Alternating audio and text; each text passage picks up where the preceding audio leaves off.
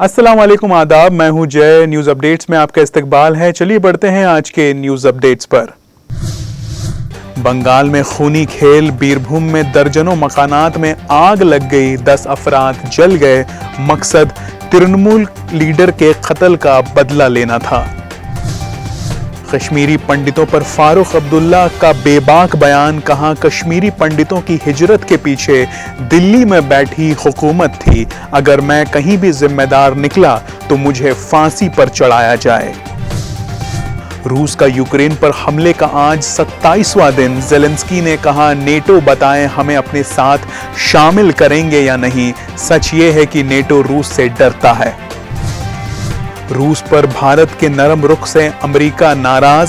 तेल सौदे पर बाइडेन की हिदायत, कहा इंडिया क्वाड का हिस्सा, रूस के साथ डील से हमारे ताल्लुकात में एतमाद कर देगा। गैस सिलेंडर हुआ महंगा, 5 रियासतों के 11 शहरों में कीमत 1000 से ज्यादा। पटना के लोगों को सबसे ज्यादा 1048 रुपए चुकाने होंगे।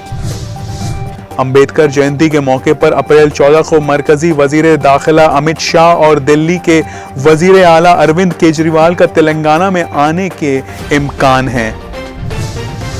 इमरान खान की आखिरी कोशिश, पाक पीएम की सुप्रीम कोर्ट से अपील, कहा खरीद फरोख्त में शामिल बागियों के वोट को ना गिना जाए। ज़ोमैटो के 10 मिनट डिलीवरी पर कंट्रोवर्सी, लोगों ने डिलीवरी बॉयज की सेफ्टी पर सवाल उठाए। फाउंडर दीपेंद्र बोले ड्राइवर्स को ट्रेनिंग के साथ साथ इंश्योरेंस भी देंगे। सेमीफाइनल्स के लिए भारत का दावा मजबूत। विमेंस वर्ल्ड कप में भारत ने बांग्लादेश को 110 रन से दी शिकस्त। पॉइंट्स टेबल पर इंडिया तीसरे नंबर पर। तेलुगु अदाकारा की सड़क हादसे में मौत, गायत्री उर्फ डॉली डी क्रूज 26 साल की उम्र में हलाक। हैदराबाद में हुआ एक्सीडेंट। न्यूज अपडेट्स में आज के लिए बस इतना ही। मुझे दीजिए इजाजत। अल्लाह हाफिज।